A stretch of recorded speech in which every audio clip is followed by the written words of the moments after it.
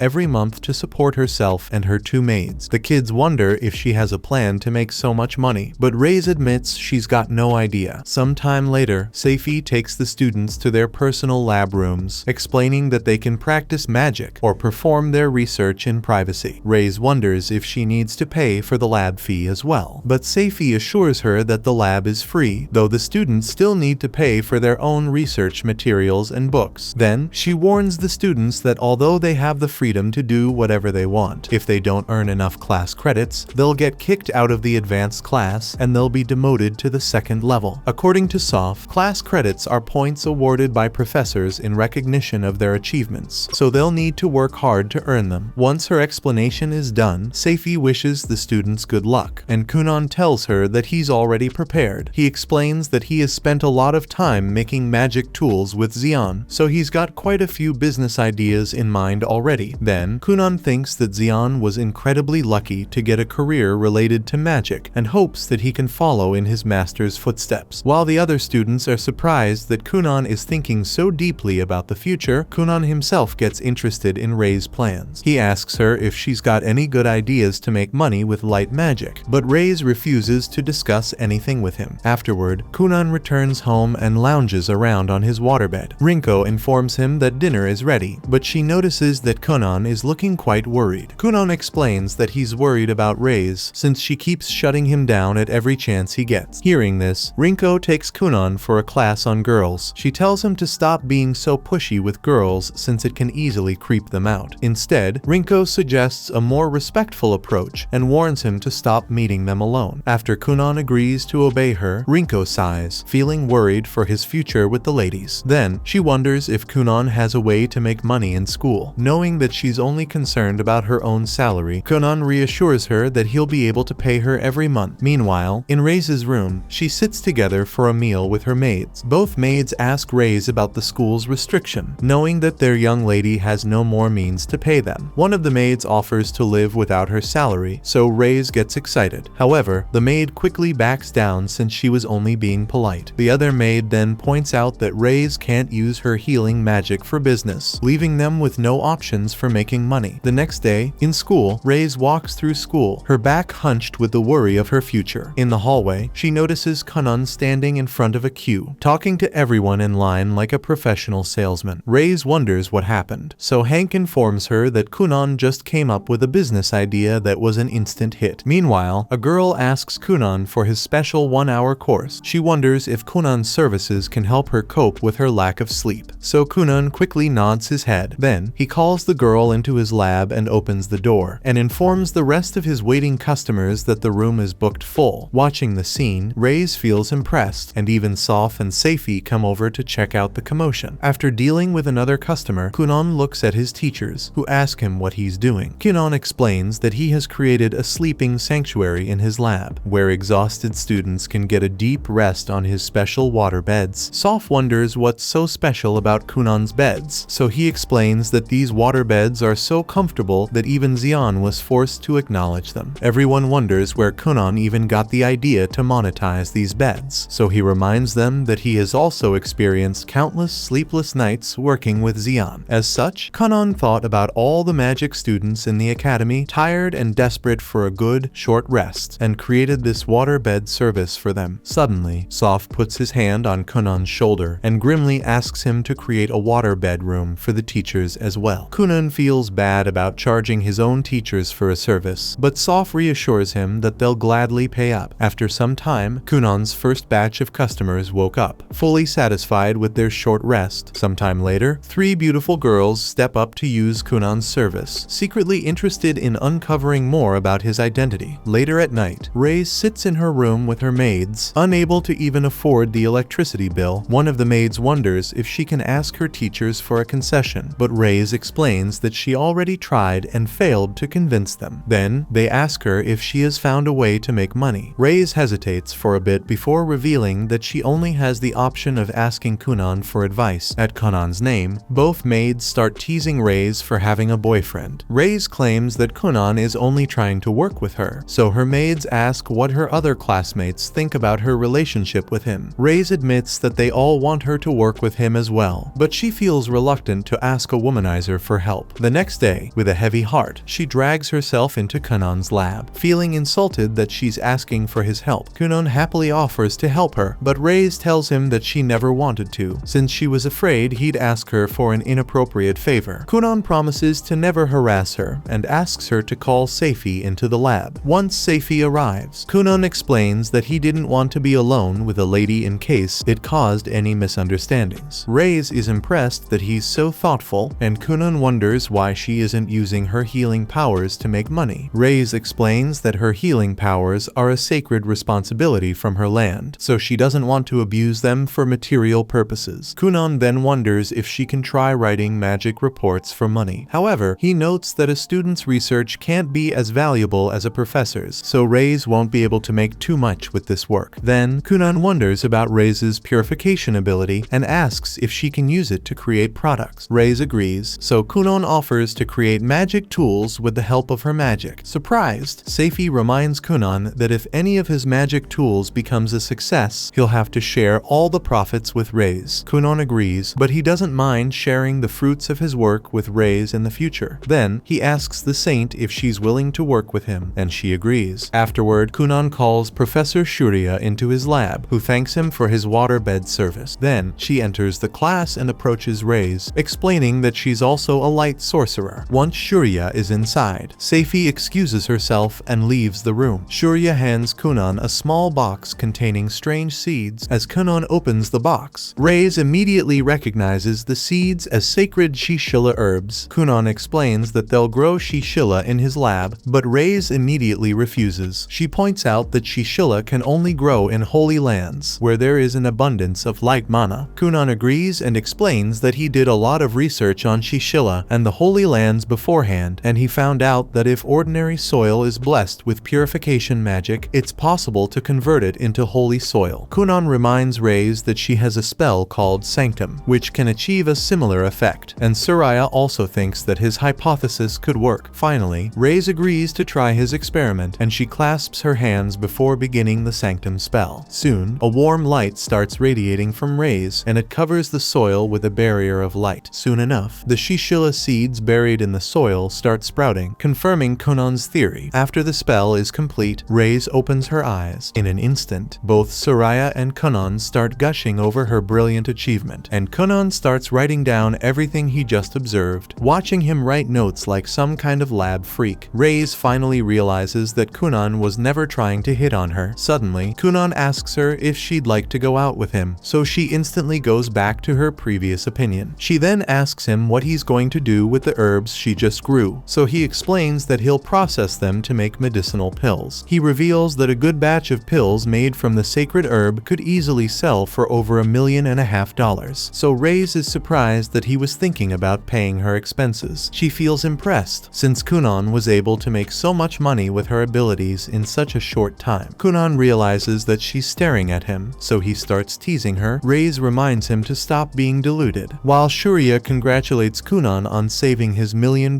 Reyes wonders what she's talking about, so Shuriya explains that the seeds for Shishila cost around $1 million to buy. Reyes finally realizes that Kunan bought the seeds for her out of pocket, and wonders what he would have done if her magic had failed to make them grow. Kunan refuses to comment and instead thanks her for helping him with his experiments. Finally, Reyes smiles slightly and apologizes for troubling him, but Kunan thinks that a thank you would be better. Reyes agrees and thanks him for the help before they go back to growing the herbs. After a short while, the Shishila plants fully bloom. Afterward, Shuriya helps the kids grind the flowers into a medicinal paste, and Kunan creates a batch of medicinal pills with them. Once the pills are ready, they take them to a drugstore. There, the appraiser carefully observes the pills and declares that they're all worth over $2 million. As Reyes heaves a sigh of relief, Kunan takes her out to celebrate with her maids. At the restaurant, Kunan boldly offers to pay for everything, so the maids thank him and accept his generosity. Afterward, he regrets his decision since the maids made him blow a couple of $100,000 on just the food. As he walks back in the school's halls, Kunan encounters Hank and Rhea. He realizes that the boys need his help, but he tells them that he only helps women for free. Then, he asks the boys to join him for his experiments. Meanwhile, in Kunan's sleeping lab, the three girls from earlier wake up after a restful sleep. As they all catch their bearings, all three girls remain wary of the others, knowing that they're all here for Kunan. 1 month later, Kunan creates a new addition to his sleeping business, a hairless rat plushie to help his customers sleep even better. He shows off this rat to his professors, asking if they want to try out its magical effects as well. Soph refuses to avoid getting addicted to a toy, and Seifi does the same. Kunan then excuses himself from both his professors and heads back into his sleep lab. After he leaves, the professors discuss how well their students have been doing for the past month. Knowing that a month has passed, Soph thinks that certain new factions will make their moves to recruit their new students. As if to prove his point, the three beautiful girls enter Soph's room, asking for Kunan's whereabouts. Soph tells them that Kunan has already left the room, so the girls excuse themselves and leave to search for him. Meanwhile, Kunan is busy advertising his new rat plushie to his customers. It's a quick success, and all of the customers add the rat to their package before going to sleep. After Kunan dismisses them all, he smells some food being cooked in the garden. As he looks out of a window, he finds Hank trying his best to cook some bacon. Kunan goes out to help Hank with his cooking, while the three girls continue their search for him. He reminds Hank that if he keeps roasting the bacon over an open flame, it will never come out good, since bacon is supposed to be cooked on a low flame over time. Hank nods, but he explains that maintaining a constant low temperature with fire magic is quite difficult for him. Kunan remains silent, then wishes Hank good luck. Afterward, he goes to check on Rhea, who is trying to fly with his wind magic. Rhea successfully manages to lift himself off the ground, but he quickly loses control of the wind and starts falling down at an alarming speed. Luckily for him, Kunan catches him with his waterbed. Rhea thanks him for saving his life, but Kunan reminds him to practice floating first before taking off so high. Some time later, both boys are done practicing their skills, so Conan heads to the cafeteria with them. There, he asks the chef to make some sandwiches with the burnt bacon from Hank. The chef wonders if Conan can even eat such bad meat, but Conan refuses to waste any food. After getting the sandwiches, the kids head back to class to eat. On their way back, they encounter Reyes, who also joins them for lunch. Conan is ecstatic, thinking that Reyes might be interested in him. However, Reyes explains that she only joins him for lunch since he always feeds her for free. Soon, the boys take a bite out of their sandwiches, but the burnt bacon instantly ruins their experience. Then, Reyes also tries her sandwich, but she makes such a horrible face that everyone thinks she's about to puke. Meanwhile, outside of Conan's sleeping lab, the three girls decide it's the best place to wait for him. Soon enough, Conan comes back from lunch to tend to his customers. As he starts showing off to his customers, the three girls pop up to request an audience. However, the other customers waiting in line remind them to wait for their turn, so they line up all the way at the back. After waiting for the rest of the customers to enter the lab, it's finally the girls' turn to talk to Conan. They feel curious about his rat plushie, so Conan informs them that it's the key to perfect sleep. At the sight of a cute toy, the girls forget their original mission and drop like logs on Conan's waterbeds. The next day, Hank tries again to grill some bacon, recalling how Conan can easily control his magic to remain low and constant. Hank feels envious of his magic abilities. Rhea also does his best to float and slowly starts getting the hang of it. Meanwhile, Reyes is growing shishila herbs on her own. Seifi is impressed by her abilities, but Reyes asks her why their school is forcing kids to make money with magic. Seifi sighs before asking Reyes if she has done anything like this before. Knowing that kids like her have only studied and practiced magic, Seifi explains that if Reyes went out in the open world, kids like her would get scammed by shady tricksters in the streets. For this reason, the magic school forces all its students to work with magic and interact with normal society, so they can become a functioning part of it after growing up. Reyes nods, finally understanding the importance of being independent. Seifi is satisfied with her answer and hopes that Rhea and Hank can also succeed in their tasks. Reyes believes that they'll easily make it, since they've got Master Conan on their side. Seifi remembers that the school factions have started their recruitment. She wonders if anyone asked Reyes to join them, so the saint shakes her head. Then, Seifi asks if perhaps the other kids were scouted by any recruiters, but Reyes gives her the same answer. Meanwhile, in other parts of the school, some strong-looking students wonder where their recruitment partners have been slacking around all day. Afterward, Reyes gathers her classmates to discuss the recruitment drives. Conan learns that the magic school has student factions, where like-minded students help each other out. He also learns that the three strongest factions are called Harmony, Ability, and Rationality. Conan nods, but he thinks there's no need to join a faction since he likes being free. However, Hank reminds him that many experiments require assistance from other sorcerers, so joining a faction could greatly help him. Reyes chimes in, explaining that for their first month at school, the factions were forbidden from recruiting them so they could get adjusted to their new lives. Now, the restriction has been lifted, so all factions are free to scout them out. Conan wonders if he can request to join a faction he wants, so the kids nod. Then, Hank reveals that he plans to join Harmony, while Reyes and Rhea have no idea which one they should pick. As all of the kids get worried about the future, Conan reminds them to focus on lunch instead. At the mention of lunch, Hank proudly brags that he got the heat right this time. However, when everyone takes a bite of their sandwich, they still feel disgusted by the taste. Hank wonders what went wrong, so Conan tells him to pay attention to the flavor next time. Meanwhile, the three leaders of the big factions learn that Conan distracted all of their recruiters, so they head out to recruit him on their own. As they all walk through the school's halls, the three of them bump into each other. The leader of Rationality greets the other two leaders, Bale and Shido, who return his greeting. All of them declare that they're after Conan, so they decide to hold a competition to determine which of them gets to recruit him first. Back in the school's garden, Hank gets exhausted trying to perfect his cooking. Conan reminds him that he won't get paid if he keeps failing, so Hank gets up to try again. Then, Conan checks on Rhea to see how he's doing. Since Rhea is able to float on his own, Conan surrounds his body with a cushioning water bubble so he can start flying around safely. Feeling the bubble's protective cushioning, Rhea feels amazed by Conan's abilities. He recalls that back in his village, he was the most talented kid. However, now he knows that compared to a genius like Conan, he's got a long way to go. Then, Kunan snaps him out of his thoughts, so Rhea gets ready to do his best for the sake of his poor family that did its best to provide him with the world's best education. Kunan teases him, saying that he'll record everything he does, including his failures, before Rhea can react. Suddenly, an explosion rings out near the boys. In the nearby ground, the three faction masters stand against each other in a free-for-all duel. Bale starts the duel with his earth magic, saying that the ability faction is best to nourish Kunan's talents. However, Shido steps in, claiming that Kunan's abilities are best suited to the teamwork-oriented harmony faction. Finally, Lulu reminds the two of them that Kunan has studied under the genius magician Xian, so it's best for him to join rationality. As the three of them argue, Kunan watches the explosions from afar, wondering how much fun it is to fight an all-out battle. Meanwhile, Hank continues struggling with his bacon. Suddenly, Kunan pops up and asks why he isn't even cooking the meat. Hank tells him that he's trying his best to keep the temperature low, but Kunan wonders why he hasn't tried anything new. He tells Hank that a fire can have different colors and smells, so he should experiment to find out which one gives his bacon the best taste. Hank wonders if it's even possible to manipulate his fire like that, but Kunan encourages him to give it his all. Then, Soph calls out to Kunan from the window to help an exhausted professor, so he starts leaving to take care of him. Before Kunan goes, Hank asks him if he learned to be so creative from Xian, but Kunan reveals that it was his first teacher who taught him this trick. After he leaves, Hank sits back down and experiments with his flame. Using his magic, he changes the fire's color and smell, wondering which smell would be best for the bacon. Then, he gets the brilliant idea to give the fire a flavor by adding an herb smell and starts cooking the bacon with his new trick. While Hank feels like he'll succeed this time, a student from the Harmony faction asks him to join their faction. Meanwhile, Rhea struggles to fly around the school, constantly bumping into walls and roofs. After he falls from a hard crash, the girl from Rationality gives him a few tips to fly better. Afterward, Kunan and his classmates gather for lunch once more. This time, Hank's sandwiches actually taste good since he didn't burn them or cook them without any flavor. Even Reyes praises Hank's cooking, and Kunan suggests experimenting with different types of meat. Hank reveals that he already tried fish, mutton, and other meats, but Kunan points out that they can't eat them all. To solve this, they take the rest of the meat to the school's cafeteria, where the chef happily buys the quality products. Later, as the kids walk back to class, Reyes asks Rhea if he has learned how to fly properly. He nods, revealing that a girl from Rationality helped him master the skill. Kunan tells Rhea that if he manages to fully master flying, he can easily turn his skill into a courier business. Rhea thanks him for the idea and tells his classmates that he's thinking on joining the Rationality faction. Hank also explains that he was invited to Harmony, while Reyes tells everyone she was invited to join Ability. Hearing this, Kunan realizes that he's the only one who hasn't gotten an invite yet. Hank feels surprised, but Rhea reminds everyone that the three factions are still fighting to decide which one gets to invite him first. Back in the school's grounds, the three faction leaders struggle to get up after their fight. Bale gets up first, so he declares that Ability will be the first to invite Kunan. Shido accepts her second place, while the Lulu resigns himself to fate. Shido notes that Lulu was at a disadvantage during their fight. Despite his disadvantage, Lulu refuses to be a sore loser and accepts being third. With the order decided, Bale calls one of his biggest boy magnets of the faction to begin her mission to recruit Kunan. A few days later, Kunan writes a letter to Mirika about all his experiences in the magic school. After writing the letter, he goes out to the garden to help Rhea practice his flying magic. While he records all his observations, a girl called Elia arrives to invite him to Ability. While Rhea starts staring at the cute girl, Kunan instantly accepts her offer since he never turns down a pretty lady. After Elia leaves to deliver the good news, Rhea tells Kunan that the three factions used to fight a lot back in the day. Kunan feels curious, so Rhea reveals that the three factions were bitter enemies in the past, but now they're a lot friendlier and act like rivals. Kunan nods, but then he asks Rhea to adjust his flying technique for his experiment. After Rhea lifts his wind ball higher into the air, Kunan starts writing down his observations again. Then, another girl arrives to recruit him. This time, it's a stylish girl called Elva, belonging to the Harmony faction. When she involves Kunan in her faction, Rhea gets seduced as a side effect. Naturally, Kunan immediately agrees to join Harmony without a second thought. After Elva leaves, Kunan turns around and starts giving pointers to Rhea to to improve his flying. Rhea ignores his advice and reminds him that Elva was from Harmony, so he's essentially two-timing by joining both factions. Before Kunan can answer, another pretty girl called Cassis appears to recruit him. While Rhea starts hyperventilating from his country boy hormones, Cassis asks Kunan if he'd like to join Rationality. For some reason, Kunan completely ignores Cassis despite her cute looks, and he continues focusing on his experiments. Then, she tries asking him to join Rationality one more time, but Kunan turns her down as if she were offering him a free product from the flea market. After refusing to join Rationality, Kunan turns around and leaves the garden. Rhea follows him, wondering why he rejected Cassis's offer. Kunan tells him that he wouldn't have refused if a girl asked him, so Rhea realizes that Cassis is really a boy. Finally, Rationality sends a girl to invite Kunan as well, so he immediately agrees to join them. Afterward, Hank learns that Kunan agreed to join all three major factions. Both he and Rhea feel worried about an upcoming fight, but they feel helpless to change anything since Kunan won't listen. Meanwhile, in the Ability faction's base, Bale throws a feast to celebrate their guild's success. As he praises Aaliyah for recruiting the most promising new student, the rest of the guild members join in and start glazing her. Aaliyah doesn't think she did anything special, but Bale encourages her to accept the credit. Then, a creepy man called Genevis pops out of nowhere to join in on the fun. Genevis congratulates Bale for nabbing Kunan as well, but he warns him that some dangerous rumors are circulating about the kid. Suddenly, some people from Rationality, led by a girl called Sandra, burst in through the building's door. Genevis taunts Sandra for coming in without permission, so she starts screaming at him in anger. While the two of them bicker, Bale asks Lulu why he's here. Before the poor man can speak, Cassis comes running over and starts yelling at Aaliyah for stealing away her target. As Cassis calls Aaliyah a dumb, ugly girl, she gets angry and starts fighting back. The rest of Aaliyah's fans agree and start backing their princess, but Lulu steps in and tells Cassis to let him speak. Finally, both grow silent, and Bale asks Lulu if he has a problem even though he followed the rules of their deal. Lulu admits that Bale's side played fair and square, but he explains that there's a certain rumor going around. While Bale feels confused, Shilto also comes over with the rest of her gang. With all three leaders in one place, Lulu explains that they all approached Kunan in a set order. However, the mysterious boy agreed to join all of them, so now they have a new problem. Bale wonders what to do, and Shilto thinks that Kunan might not be serious about joining any of them. To confirm his sincerity, Lulu thinks that the three leaders need to ask him directly. Meanwhile, back at home, Mirka tries to stop a wild bear in the forest. Although her teammates ask her to flee the wild creature, Mirka reminds them that the bear is headed towards a village, so she wants to protect them from it. However, as the bear attacks, she's unable to defend and instantly loses her sword. Then, the giant bear rushes for the kill, before suddenly stopping in its tracks. Shocked, Mirka looks up, only to find her brother saving the day. Lyle praises Mirka for being brave enough to stand up against a bear, but she knows that she has a long way to go before she can be useful. Afterward, she returns home, where Laura greets her. As Laura gives her a letter from Kunan, Mirka immediately perks up from her sour mood. She tears open the letter in excitement, but she gets more worried as she reads the contents. Then, Mirka points out that Kunan has made a female friend in school. Laura tries to reassure her that everything will be fine, but Mirka doesn't feel so sure, knowing her fiancé's flirtatious nature. Back in school, Rinko asks Kunan to give her all the receipts of his transactions. Kunan wonders why she wants such boring stuff, so she explains that he needs to track his money in order to save some. Rinko asks Kunan what he even does with the money he makes, so he explains that he simply dumps it in a box without keeping any receipts. However, he still notes down all of his purchases in his journal, so Rinko asks him to hand it over. Kunan starts complaining since he doesn't remember where he put all the records, but Rinko forces him to search for them and cough them up. Afterward, Kunan gets ready and goes to school. As he enters his private lab, he finds Reyes waiting for him to have lunch. Kunan enters the room to greet her, but he stops when he smells Hank's delicious bacon. Suddenly, both Hank and Rhea pop up and warn Kunan to get out of there. Kunan wonders what's wrong, so they explain that all the seniors from the three factions are looking for him. Before they can explain further, Sandra, along with all the other girls, shows up in the room. As she invites Kunan to see the faction leaders, he agrees to follow her. However, Kunan sits down with Reyes to have lunch before leaving. Watching him eat eat like there's nothing wrong despite the furious girls keeping an eye on him. Rhea and Hank wonder how Kunan can be so calm. Meanwhile, Ray shares Kunan's calm demeanor, eating and chatting away as if it's just another normal day. As the faction girls keep impatiently waiting for them, Kunan and Ray's continue discussing random stuff like fishing and common dishes. Finally, Kunan finishes his lunch, so the girls drag him out to take him to the faction leaders. Both Hank and Rhea wish their friend good luck, while Ray struggles to understand why they're so worried. Afterward, Kunan follows the girls as they lead him to a giant castle. Kunan is impressed that a bunch of student factions can afford such a grand base, but the girls are too tired of his shenanigans to listen to his yapping. Kunan realizes how annoyed they are, so he promises to remain silent for the remainder of their journey. Finally, they reach the leader's room inside the castle. There, Bale greets Kunan as the leader of the ability faction. Kunan returns his greeting, but he secretly observes Bale's true soul through his magic eye. While Bale goes on a speech about his faction, Kunan notes that his true soul is too big for him to comprehend. Then, he looks over to Lulu, whose soul resembles a giant, dark tree. Kunan returns Lulu's greeting without much thought and continues observing the strange sights around him. Finally, the last leader, Shilto, speaks up, and Kunan gets excited after realizing she's a woman. Instead of politely returning her greeting as he did with the other two, Kunan rushes closer and begs Shilto to give him her special attention, as if he's asking her out on a date. Even the three leaders are stunned by Kunan's audacity, and Sandra angrily warns him to stop playing around. She reminds Kunan that he's the reason their three factions got divided, so Kunan asks them to stop fighting over him. Then, he notes a bunch of magical fish swimming around Sandra, so he gets interested in her company to learn more about them. While Sandra is creeped out by Kunan's sudden interest, Bale is surprised that Kunan acts like the womanizer everyone describes him as. Lulu thinks that they should use Kunan's weakness to their advantage by having Shilto discuss their problem with him. Despite them plotting in front of him, Kunan doesn't care and offers to tell Shilto his deepest, darkest secrets at the drop of a hat. Although the poor girl feels weirded out, she remains silent for the sake of their three factions. Then, the leaders get up and lead Kunan to a private room to have a proper discussion with him. As Kunan follows them, Genevieve pops out from behind a curtain and gives him a friendly greeting. However, Kunan sees a terrifying spirit covering his mouth, so he feels less than happy in his presence. Still, Genevieve keeps chatting to him like a friend, so Kunan has no choice but to accept his kindness. Afterward, the three leaders and Kunan sit in front of all their faction members. Lulu presents the question and asks Kunan which of the three guilds he'll join. Kunan remains silent, appearing as if he's in deep thought. The leaders think he's thinking about his choice, but in reality, Kunan is still terrified of the evil spirit behind Genevieve. Then, Lulu turns to Shilto, who asks Kunan which faction he'd like to join. Kunan immediately agrees to join her faction, but he also points out that many other cute ladies have asked them to join their factions. Since he can't reject a woman, Kunan declares that he'll join all three factions to please the ladies, leaving the leaders stunned by his decision. The first to recover is Lulu, who asks Kunan if he thinks he's even worthy of being in all three clubs. Kunan acts like he doesn't know, so Shilto also asks him the same question. Getting asked by a lady, he stops being so nonchalant and instead declares that he'll do his best to prove his worth to the three factions. Soon enough, news about Kunan's little battle with the three factions spreads throughout the school. Although nobody is interested in kids' fights, when they all hear that it's Xion's student, they rush to see what kind of colorful student the legendary sorcerer has produced. As the girls from the three factions prepare to rock Kunan's world, Seifi wonders how he'll back up his big talk. Kunan appreciates his teacher's concerns and asks if she'd like to go out with him after his match. Naturally, he gets rejected without a second thought. Afterward, Kuno heads out to a training ground where everyone is gathered to observe his abilities. On one side, Kunan stands up, while on the other, the different girls from the various factions gather in front of their leaders. Watching everyone from the side, Hank is worried for Kunan since Sandra could cause a lot of damage to his friend with her explosive attacks. However, Reyes is confident that Kunan can easily handle the girls. Soon, Seifi protects all the combatants with a barrier spell. Then, she announces that whoever can break the barriers on the opposite side will win the match. All of the girls suddenly rush to attack Kunan first. In their hurry, they start arguing with each other to get the first turn, so Kunan politely reassures them that he'll take all of their attacks even if they fight him together. Even though the audience is surprised, Kunan refuses to back down from his words. Meanwhile, somewhere else, a man reports the current situation to the mage. Gray, hearing about Kunan's exploits, she smiles and observes the battle with interest. Back on the battlefield, Lulu asks Kunan multiple times if he's sure he wants to allow all of his opponents to strike him at once. When Kunan nods multiple times, there's no choice left but to begin the battle. Kunan's friends feel a bit worried about how he'll win since they've never seen him use an offensive spell before. Then, Seifi signals the start of the match and backs off from the competitors. Inside their magic barrier, the faction girls wait for Kunan to make the first move, wondering what Xian's student has in store for them. As everyone watches with bated breath, Kunan starts chanting his water spell. Soon enough, bubbles appear in the air, which Kunan multiplies again and again in front of the shocked girls. The bubbles expand into a massive red-colored mist. As the mist enters the barrier and coils around their bodies, the girls wonder how Kunan can achieve this with an elementary spell. Even though Kunan's wall of red bubbles looks scary, Sandra thinks that it's just a distraction to keep them busy. Suddenly, Kunan disperses the mist by causing rain to pour over it. This creates a layer of red color all over the girls' bodies, but Sandra still thinks it's a scare tactic. However, the red liquid soon starts to harden, so Sandra finally realizes her mistake. Soon, the rest of the girls also notice how hard it is to move inside the red liquid, realizing that it's a thick, goopy slime. As the slime takes over, Sandra is the first girl to admit defeat, and everyone else also does the same. Once everyone realizes that the battle is over, they all feel stunned. The audience wonders why the girls didn't even try to counterattack against Kunan, and Ria wonders if they simply forfeited to let him join all their factions. Hank doesn't think this is the case since such a loss would ruin the girls' reputations in their own factions. Meanwhile, Reyes feels confused by how easily Kunan's rain passed through the girls' barrier. Then, Kunan asks all the faction leaders if he has passed their test. The leaders suddenly remember that they were conducting a test, so they look at each other to make their decision. Since they all refuse to comment, Kunan takes their silence as approval and steps forward to declare his victory. Seifi is upset by Kunan's slimy mess, so he reassures her that the slime will disappear with a simple chant. To prove his point, he frees all of the trapped girls from his slime. Then, Kunan asks the girls if they're feeling okay before giving them some warm water bubbles as compensation for hurting them. Out of the 4 girls, Sandra refuses to accept his gesture, and she walks away from the battlefield. Kunan offers her bubble to Cassis instead, who also refuses to accept it. Afterward, the faction leaders hold a meeting with Kunan in private. They ask him about his red mist, so Kunan explains that it was just normal slime water. Bale notes that the slime was too vicious and completely trapped the girls, so they made the right call to surrender. However, Shilto wonders how he even snuck the slime through Seifi's protective barrier. To answer this, Kunan explains that he used an elementary water spell to cast the slime bubbles, which was too weak to trigger the barrier's defenses. He also reveals that he used to duel with Xian using similar magical barriers, so he knew that the slime could get inside. Hearing Xian's name, the shocked faction leaders wonder if Kunan defeated the Grandmaster just like he did with the girls today. Kunan reassures them that he isn't lying, but he points out that this trick only works the first time he fights against a person. After the first time, his opponent can always interrupt his chanting, so he can never defeat them with the same trick. Finally, the faction leaders are convinced of Kunan's strength, so they allow him to join all 3. Kunan rejoices, happy to be in these clubs where he can fool around with all the girls from school. Then, Lulu gets up from his chair and whispers something to Shilto. She reminds Kunan that before he officially joins the factions, he should apologize to all of the girls he embarrassed in public. Kunan agrees, thinking it'd be too cruel to humiliate those pretty girls without an apology. Shilto notes that he's leaving out Cassis, so she explains that he also has the heart of a maiden. This revelation leaves Kunan completely stunned, and he wonders how to deal with his mistake. Afterward, Kunan's classmates visit him, wondering what happened during his meeting. Kunan reassures them that everything went fine with the 3 faction leaders, but he feels ashamed to meet Mirika after his rough treatment of all those pretty ladies. Back in the kingdom, Mirika gets ready for her knighthood exam. Outside her room, Lyle asks if she's ready, so she comes out and tells him that she doesn't need his help. However, Lily thinks that knighthood is a huge step forward for her, so he wants to be present for the big occasion. Afterward, they head for the knighthood exam campsite. There, the instructor announces Mirika's fight with another prospecting knight. Once Mirika's opponent steps forward, the fight begins, and the young man starts forcing her back with his sword strikes. Despite his strong pressure, Mirika swerves behind the man and catches him off guard to win the match. As the announcer declares her victory, Mirika thinks about Kunan, hoping that she can one day become a woman worthy of being his wife. Back in the magic school, Kunan learns about Mirika's exam in a letter. While he feels worried, Rinko appears and reminds him that it's time for dinner. Kunan is surprised since he wasn't expecting dinner so soon. Then, Rinko notices that he forgot to drink his milk as well, so she offers to make a new, warm glass for him. Kunan refuses, thinking that it'd be a waste to make a beauty waste the cup she made for him with love. Rinko agrees, so Kunan asks her if she accidentally cuts herself while chopping ingredients. She shakes her head, wondering why he's being extra nice to her all of a sudden. Kunan tells her that he's always a gentleman with the ladies, before heading inside his room and writing a letter for Mirika. In the letter, he congratulates Mirika for passing her knighthood exam. However, Kunan also expresses his worry for her, since he knows she must be training very hard every day just for his sake. Kunan asks Mirika not to overwork herself and to always be mindful of her health. He reassures her that he'll keep writing letters to her every day without ever forgetting to think about her. Then, he finishes the letter with a declaration of his love before sending it to her. When Mirika receives the letter, she almost faints from joy, seeing how worried Kunan is for her. She thinks there's no reason to, especially since she has become so much stronger. Then, Mirika reads through the rest of the letter, which causes her heart to leap with joy. In the end, she also reads that Kunan has made friends with dozens of pretty ladies, hoping to become a true gentleman worthy of his fiancée. As she learns that her fiancé is doing his best to understand the hearts of women, Mirika thinks he's going a bit too far even for her. Meanwhile, Kunan continues his womanizing ways back in school, talking to his customers as if they were the only ones for him. Soon, Cassis shows up at the front of the line, so Kunan feels happy to see her. He offers to apologize to her for the past humiliation in any way she wants, but Cassis refuses since she's still holding a grudge against him. Then, Aaliyah also shows up and informs Kunan that Bale wants to work on a magic tool with him. Kunan is excited to work on a new project and thanks Aaliyah for the message, but Cassis gets furious that she's interrupting her alone time with him. As the two of them start bickering, the remaining two girls also show up and ask Kunan to spend his time with them. Seeing this, Cassis grows even more frustrated and starts arguing with all of them. Watching the girls surround Kunan, Hank and Rhea thinks it's impossible to handle so many girls at once. Then, Reyes steps forward and informs Kunan that she's working on another Shishila extraction. She asks Kunan if he'd like to make another report on her work, so he eagerly agrees to join her. Afterward, one of the professors reports Kunan's progress to Gray, informing her that he has joined all three factions. Gray smiles, thinking it's about time that their school gained a new troublemaker after Xian. Meanwhile, Cassis informs Kunan and the girls that she's about to explore a new shipwreck. Hearing this, Kunan's face lights up in joy, and he agrees to go adventuring with her. After completing their preparations, the group heads out on Cassis's ship, with Kunan ready to embark on a new journey. This was the end. Subscribe to not miss more recaps and watch the next video on screen.